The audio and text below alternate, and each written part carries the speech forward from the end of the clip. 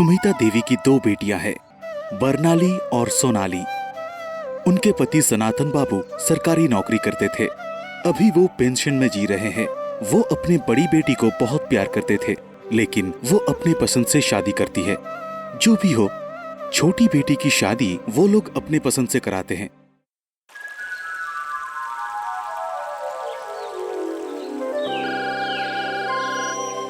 बोलिए बेटा, क्या हालचाल? अरे खबर तो आप लोगों के पास है। मैं कह रहा हूँ कि आप लोगों की शादी की सालगिरह कब है?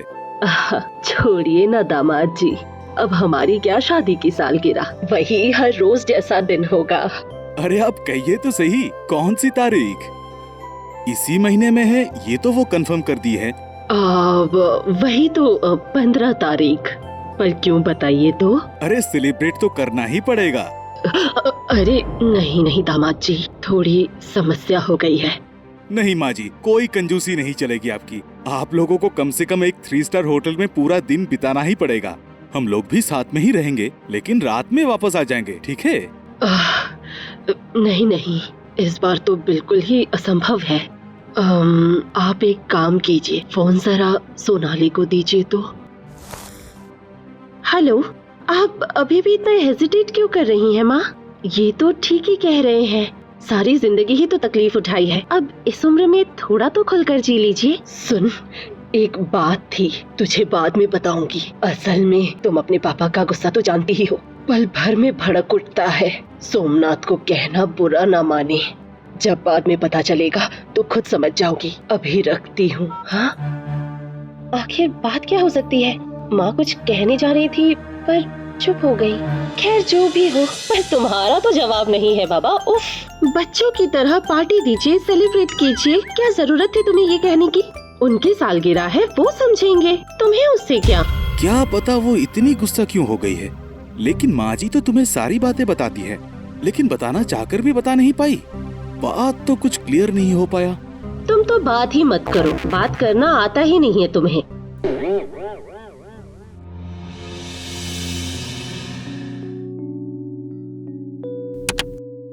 तो मेरी सिंह राशि की बीवी इतनी चुपचाप क्यों बैठी है? क्या हुआ है, बताओ ना। तुम सही थे। पता है, आज माँ से बात कर रही थी तो समझ आया, कुछ तो छुपा रही हैं। मैं तो पहले डर ही गई थी, ये सोचकर कि कहीं कोई बीमारी तो नहीं हो गई उन्हें। लेकिन देखा बात वो नहीं है, थोड़ी जबरदस्ती की तो माँ ने बताया।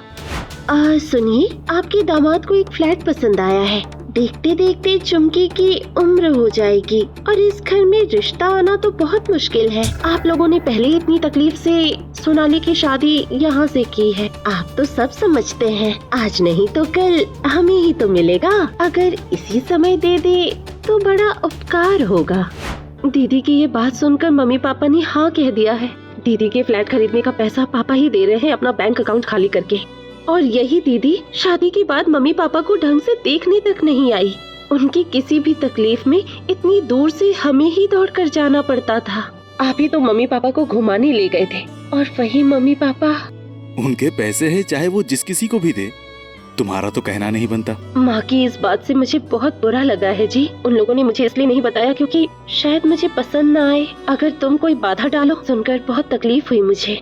पापा ने ही हमें बताने से मना किया था। 2 दिन अच्छा व्यवहार करके दीदी अच्छी बन गई।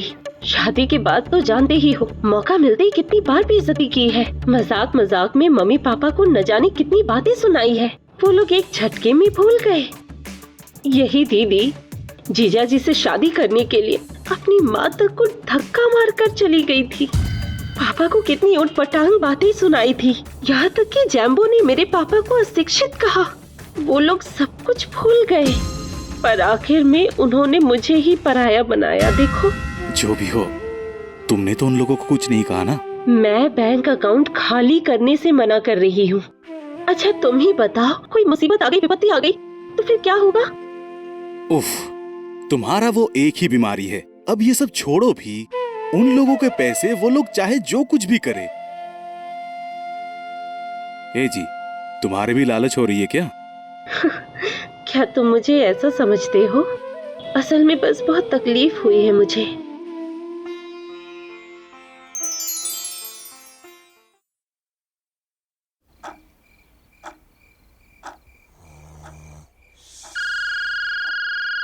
इतनी रात गए, आखिर कौन कॉल कर रहा है? हाँ हेलो, कौन? माँ, क्या हो गया? तेरे पापा की अचानक बहुत तबीयत खराब हो गई है। बहुत मुश्किल से डॉक्टर मिला। उन्होंने कहा तुम्हारे पापा को बहुत सीवियर अटैक आया है। मैं क्या करूं, मुझे कुछ समझ नहीं आ रहा। तेरी दीदी भी फोन नहीं उठा रही। तुम लोग यहाँ आ सकते हो क्या? क्या? मैं अभी आ रही हूँ, आप फिक्र मत कीजिए। सुनो ना, पापा को सीवियर अटैक आया है, माँ बहुत रो रही है। जल्दी चलो। रुको, मैं पहले नर्सिंग होम में फोन करके बेड बुक करता हूँ।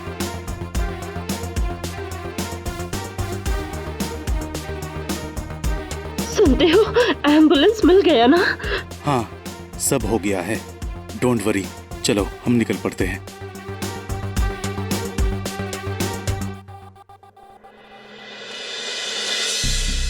माँ, डॉक्टर साहब ने क्या कहा? बहुत सीरियस है, अभी ऑपरेशन करना होगा। 2 लाख रुपए लगेंगे। मेरे पास जो कुछ था दे दिया। बरनाली को भी फोन करके कहा, वो लोग कल बाहर घूमने जा रहे हैं। फिर भी संकोच करके उससे मैंने कहा, पर उसने कहा कि उसके भी हाथ खाली है। टूरिस्ट पार्टी को उन लोगों ने सारे पैसे दे दिए। अब मैं क्या करूं बेटी? अच्छा ठीक है, आप फिक्र मत कीजिए, आपके दामाद कुछ जरूर करेंगे। सुनते हो? चिंता मत करिए आप, हम लोग अभी हैं ना, सारा इंतजाम हो जाएगा। मैं जाकर बात करता हूँ, ऑपरेशन जरूर होगा।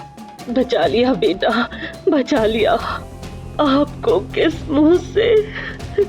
चिंता मत कीजिए माँ, इन्होंने कहा है तो जरूर कुछ करेंगे।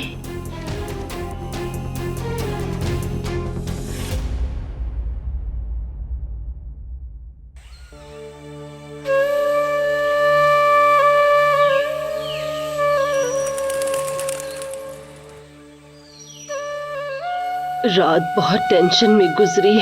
खैर छोड़ो, तेरे पापा इस यात्रा में पर पता है, सुबह तेरे पापा को जब बेड पर लाया गया तब वो होश में नहीं थे। चिंता मत कीजिए, डॉक्टर साहब ने खुशखबरी दी है। बाबूजी फिलहाल ठीक है, लेकिन उनसे मिलने के लिए शाम तक रुकना पड़ेगा। अब तो ठीक है, अब और फिक्र मत कीजिए माँ। शुक्र है, बचा लिया भगवान ने।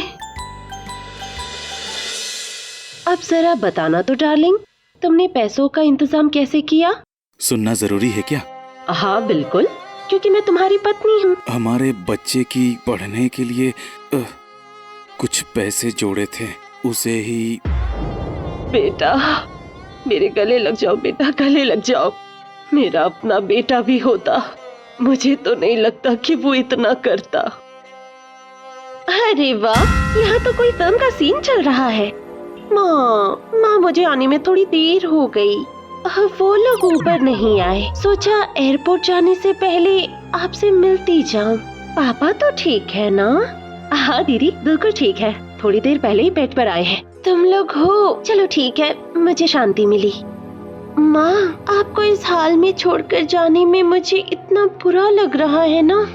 पापा की तबीयत मुझे बताती रहिएगा। हाँ, और हाँ छुटकी, मुझे पापा का अपडेट देना भूलना नहीं। अब मन में टेंशन तो लगी ही रहती है ना, आखिर अपने पापा जो है। अच्छा चलो, चलकर थोड़ा चाय बिस्किट खाते हैं। कल रात से सभी परेशान थे। मैं तो खा लेती, पर मुझे कोई टेंशन नहीं है। पर अपने जीजा जी को तो जानती ही हो, वो थोड़े हाई क्लास के हैं ना, इसीलिए रोड साइड चाय पियेंगे तो पूरे रास्ते मुझे बातें सुनाते जाएंगे। ठीक है, यहीं पर ही खाते हैं। चलो, इसका भी तो कुछ स्टैंडर्ड है ना।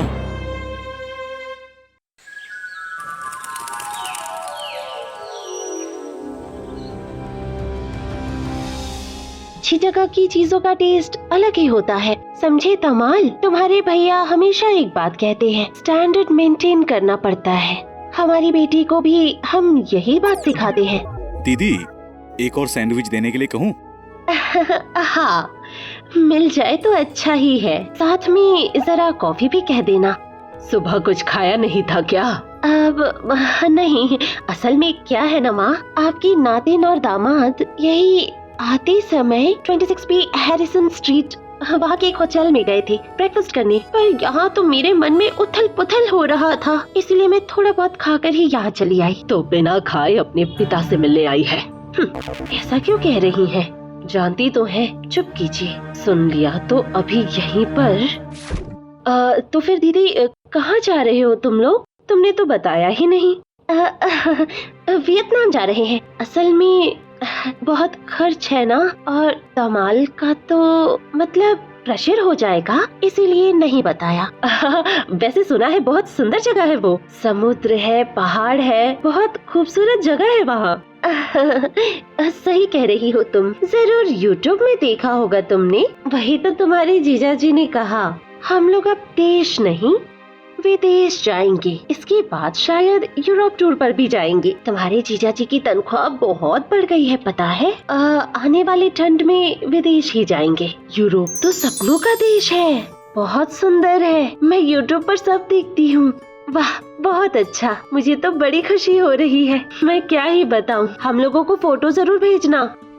अब जाओगी नहीं तो समझोगी कैसे? है तो वो अच्छी जगह, और मैं बहुत एक्साइटेड हूँ, जानती हो। एक्साइटमेंट में तो मैं पूरी रात सो भी नहीं पाई।